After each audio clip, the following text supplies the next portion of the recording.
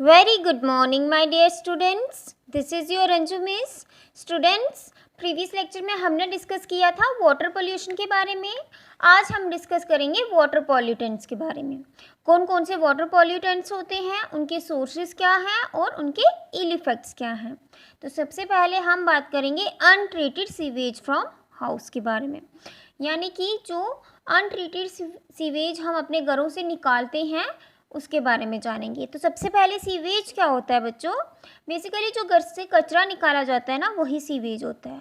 और इसमें जो है बहुत से हार्मफुल सब्सटेंसेस होते हैं, जैसे कि human excreta, detergents, food waste etcetera. और बच्चों, जब हम इस सीवेज को घर से बाहर थ्रो करते हैं नदियों में, और ये नदियों नालों तक पहुंचता है, और इसमें बहुत से हार्मफुल माइक्रो ऑर्गेनिजम्स होते हैं, जैसे बैक्टीरिया, वायरस, पैरासाइट्स।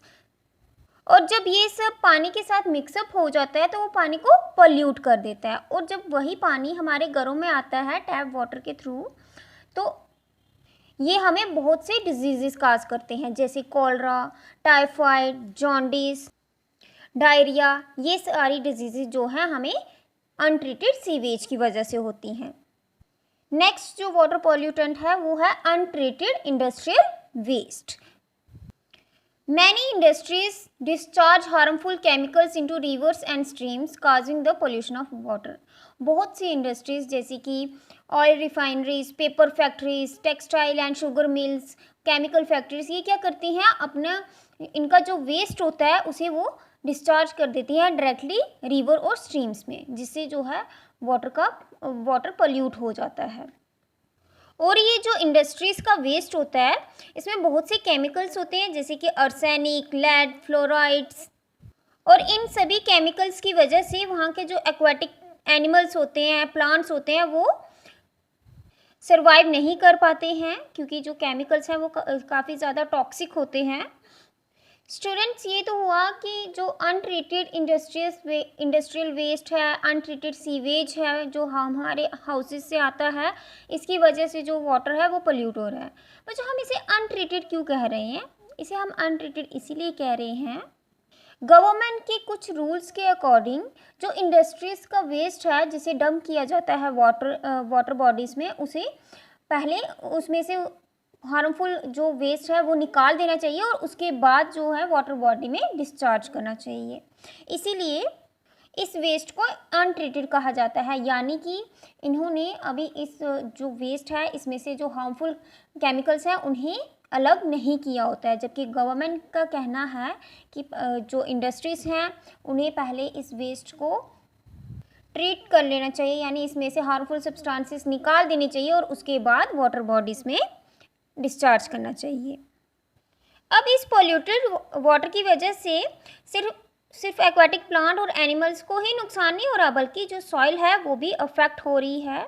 इस इम्प्योर वाटर की वजह से वो जो सॉइल की एसिडिटी है उसे चेंज कर देती है और वर्म्स की ग्रोथ इंक्रीज हो जाती है सॉइल में। और इस सब की वजह से उस सॉइल के ऊपर जो भी प्लांट्स लगाए जाते हैं, उन प्लांट्स को वो जो कीड़े होते हैं वही खा लेते हैं और उनकी जो ग्रोथ है वो अच्छे से नहीं हो पाती, उनकी प्रोडक्शन अच्छे से नहीं हो पाती है। नेक्स्ट जो वाटर पॉल्यूटेंट्स है वो है pesticides and weedicides. We all know the importance of pesticides and weedicides for the protection of crops. हम सब जानते हैं कि पेस्टिसाइड्स और वीडिसाइड्स जो है क्रॉप्स की प्रोटेक्शन के लिए कितने ज़्यादा ज़रूरी हैं। पेस्टिसाइड्स हो गए कि कीटनाशक दवाइयाँ, और वीडिसाइड्स होगी कि जो अनवांटेड ग्रास होता है क्रॉप्स में उसे ख़त्म करने के लिए ये वहाँ स्प्रे किया जाता है। लेकिन इनके फ़ायदे होने के साथ साथ नुकसान भी हैं। क्या नुकसान है? जब बारिश होती है तो ये केमिकल्स रेन वाटर में डिज़ोल्व हो जाते हैं और ये वाटर बॉडीज़ में पहुँच जाते हैं, जिसकी वजह से वहाँ का पानी जो है वो पोल्यूट हो जाता है।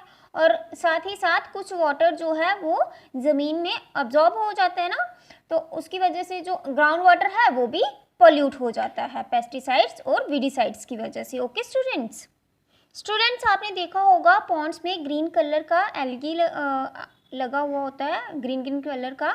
वो कैसे होता है वहाँ पे, क्योंकि जो फील्ड्स हैं उनमें एक्सेसिव ये पेस्टिसाइड्स और वीडिसाइड्स यूज़ किए जाते हैं, और जब रेन होती है तो वो वहाँ से बह के वाटर बॉडीज़ में पहुँच जाते हैं, जैसे कि पॉन्ड्स हो गए, वहाँ पे पहुँच जाता है, और वहाँ पर जो है इनकी वजह से एल्गी वहाँ पे प्रोड्यूस हो जाता है, क्योंकि ये एल्गी के लिए एज ए न्यूट्रिएंट काम करता है, ठीक है।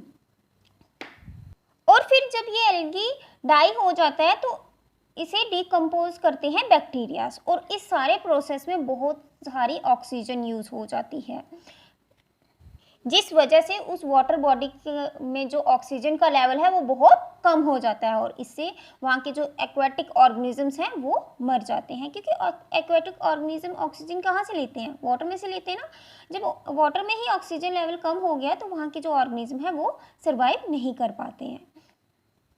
नेक्स्ट जो वाटर पॉल्यूटेंट है वो है एक्सेसिव यूज़ ऑफ फर्टिलाइज़र, यानी कि जैसे पेस्टिसाइड्स और वीडिसाइड्स यूज़ किया जाता है क्रॉप्स की प्रोटेक्शन के लिए, वैसे ही फर्टिलाइज़र को यूज़ किया जाता है क्रॉप्स की अच्छी ग्रोथ के लिए। लेकिन जब हम एक्सेसिव यूज़ करते हैं फर्टिलाइज़र का तो रेन वाटर के साथ वो भी बह के वाटर बॉडीज़ में जाता है और सेम वे में वाटर को पोल्यूट करता है जैसे पेस्टिसाइड्स और वीडिसाइड्स करते हैं। ओके स्टूडेंट्स, एंड स्टूडेंट्स क्या आप जानते हो जो हॉट वाटर है वो भी एज ए पॉल्यूटेंट एक्ट करता है।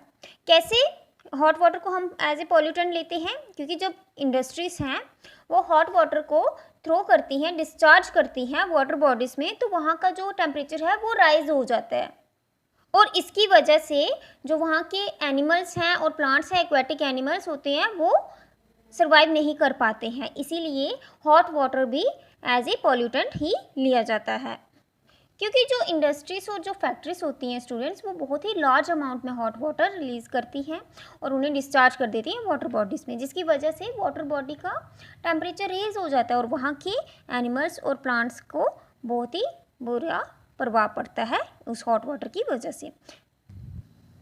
तो स्टूडेंट्स ये थे कुछ वाटर पॉल्यूटेंट्स, इनके सोर्सेज और इनके इल इफेक्ट्स। अब हम डिस्कस करेंगे what is portable water and how is water purified, यानी कि पोर्टेबल वाटर क्या होता है और वाटर को प्यूरिफाई कैसे किया जाता है। तो सबसे पहले बच्चों पोर्टेबल मीन्स ड्रिंकेबल, यानी कि जो पानी पीने के लायक हो उसे हम कहते हैं portable water. Sometimes you drink water which looked clear and was without any smell, but still you fell sick। यानी कि sometimes क्या होता है कि हम पानी पीते हैं जो बिल्कुल क्लियर होता है देखने में और उसमें कोई स्मेल नहीं होती, लेकिन फिर भी हम बीमार पड़ जाते हैं उस पानी को पीने के बाद। ऐसा क्यों होता है?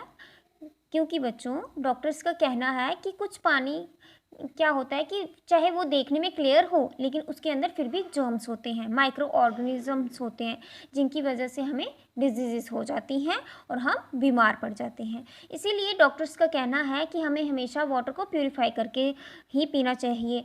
जैसे कि हम बॉईल कर सकते हैं पहले पानी को, बॉइलिंग से जो है वाटर के जर्म्स मर जाते हैं, तो हम बॉईल करके पानी को पी सकते हैं या फिर प्यूरीफायर से प्यूरिफाई करके पी सकते हैं।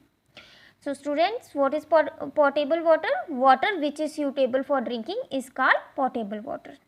बच्चों जैसे कि मैंने अभी आपको बताया कि जो गवर्नमेंट है उसने कुछ रूल्स बनाए हुए हैं कि जो इंडस्ट्रियल वेस्ट है उसे पहले ट्रीट किया जाए, यानी कि उसके जो हार्मफुल सब्सटेंस हैं उन्हें अलग किया जाए और उसके बाद उसे डिस्चार्ज किया जाए वाटर बॉडीज़ में, ताकि जो वाटर पोल्यूशन है उसे रोक सकें। वैसे ही बहुत सी म्यूनसिपल बॉडीज़ होती हैं जो वाटर को हमारे घरों तक पहुंचने से पहले ट्रीट करती हैं, यानी कि उसे साफ़ करती हैं, प्यूरिफाई करते हैं। तो बच्चों आप देख सकते हो आपके बुक पे जो है ये पिक्चर दी गई है, ये किसकी पिक्चर है? वाटर ट्रीटमेंट प्लांट की। यानी कि इसमें पहले वाटर को प्यूरिफाई किया जाता है, उसके हार्मफुल सब्सटेंस रिमूव किए जाते हैं और उसके बाद इस वाटर को हमारे घरों तक पहुँचाया जाता है। स्टूडेंट्स अब आपको यहाँ पे एक छोटी सी एक्टिविटी दी गई है कि आपको एक प्लास्टिक की बॉटल लेनी है, उसे 2 हाफ्स में कट कर देना है सेंटर से। जो नीचे का पार्ट होगा उसे वैसे ही रहने देना है और जो अपर पार्ट होगा उसे उल्टा करके नीचे के पार्ट पे रख देना है और अपर पार्ट को हमें एज ए फनल यूज़ करना है। अब उस फनल में हमें क्या डालना है, 3 लेयर 2 और 3 लेयर्स डालनी है, जिसे हम क्लीन सैंड डाल सकते हैं, क्लीन कॉटन डाल सकते हैं, क्लीन क्लॉथ्स डाल सकते हैं, ये डालना है। और फिर जो है हमने डर्टी वाटर लेना है और वो डर्टी वाटर उसमें डालना है। अब क्या होगा कि जो डर्टी वाटर है वो धीरे धीरे उन 3 लेयर्स में से पास करता हुआ नीचे जाएगा और हमें क्या देखने को मिलेगा कि जो वो डर्टी वाटर था वो बिल्कुल प्यूरीफाई होके नीचे आएगा। ऐसा क्यों हुआ, क्योंकि जो उसकी जो इम्प्योरिटीज़ थी वो ऊपर ही रह गई और वो बिल्कुल प्यूरीफाई होके नीचे आया। तो बच्चों ये तो हुआ एक सिंपल सा तरीका कि किस तरह से हम वाटर को प्यूरीफाई कर सकते हैं। और भी बहुत से तरीके हैं जिससे हम वाटर को प्यूरीफाई कर सकते हैं, जैसे कि मैंने अभी आपको बताया बाय बॉइलिंग, हम वाटर को बॉईल करें तो उसके सारे जर्म्स मर जाते हैं। और दूसरा एक और तरीका है क्लोरीनेशन। इसमें क्या होता है कि हम क्लोरीन की टैबलेट्स इम्प्योर वाटर में डालते हैं और वो उस वाटर के सारे जर्म्स को मार देता है और उससे जो है वाटर प्यूरिफाई हो जाता है। लेकिन बच्चों इस प्रोसेस में एक बात का बहुत ध्यान रखना पड़ता है कि जो क्लोरीन टैबलेट्स हम वाटर में डाल रहे हैं उन्हें सही मात्रा में डालें। अगर हमने उन्हें ज़्यादा मात्रा में डाल दिया तो वो पानी जो है हमारे लिए पॉइजनस साबित हो सकता है। तो बच्चों ये हमने जाने कुछ तरीके जिससे हम वाटर को प्यूरिफाई कर सकते हैं। अब बच्चों हमें वाटर को प्यूरिफाई करके तो पीना ही चाहिए, लेकिन साथ ही साथ हमें वाटर को कंजर्व भी करना चाहिए। कंजर्व क्यों करना चाहिए? As you all know pollution day to day बढ़ता जा रहा है और जो पोर्टेबल वाटर है वो कम होता जा रहा है, इसलिए हमें वाटर को बहुत ही ध्यान से यूज़ करना चाहिए। इसके लिए हमें 3 रूल्स अपनाने चाहिए: रिड्यूस, रीयूज़, रिसाइकल। रिड्यूस का मतलब है यानी कि हम वाटर को जो यूज़ कर रहे हैं उसे कम कर दें, मतलब उतना ही यूज़ करें जितनी की हमें ज़रूरत है। समटाइम्स क्या होते हैं, कुछ लोग जैसे कोई ब्रश ही कर रहा है तो ब्रश करते वक्त टैप को ओपन करके रख देते हैं, वो गलत है। जब हमें ज़रूरत ही नहीं है, जब हम ब्रश कर रहे हैं तो उस दौरान हमें पानी की ज़रूरत होना है। जब हम ब्रश करके कंप्लीट कर देंगे उसके बाद हमें वाटर की ज़रूरत है, तो इसीलिए हमें पहले ही वाटर टैप को ओपन करके नहीं रखना है। रीयूज़ का मतलब हो गया जैसे कि अगर हम कोई वेजिटेबल्स धोते हैं तो जो पानी बचता है वो उसे हमें गार्डनिंग में यूज़ कर देना चाहिए, यानी कि प्लांट्स को दे देना चाहिए। इससे जो वाटर है वो रीयूज़ हो जाएगा। और रिसाइकल का मतलब होता है कि हमें वाटर को दोबारा से प्यूरिफाई करके यूज़ करना चाहिए। जैसे हमने वेजिटेबल्स का पानी लिया, अगर हम उसे दोबारा से प्यूरिफाई करते हैं तो हम नेक्स्ट जो है और भी वेजिटेबल्स धो सकते हैं। इस तरह से जो है हमें, अगर हम ये 3 रूल्स फॉलो करें तो हम वाटर को कंजर्व कर सकते हैं।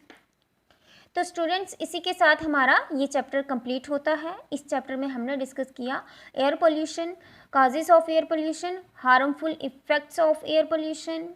हमने जाना कि कैसे वो ताजमहल पे एयर पोल्यूशन का क्या प्रभाव है, वो किस तरह से ताजमहल को नुकसान पहुंचा रहा है, इसके बारे में जाना। देन हमने डिस्कस किया वाटर पोल्यूशन के काजेस डिस्कस किए, हार्मफुल इफ़ेक्ट्स डिस्कस किए और हमने जाना कि कैसे गंगा रिवर और जो डल लेक है वो डे टू डे पल्यूट होती जा रही है। एंड एट द लास्ट हमने आज डिस्कस किया what is portable water and how water is purified. Thank you students and have a nice day.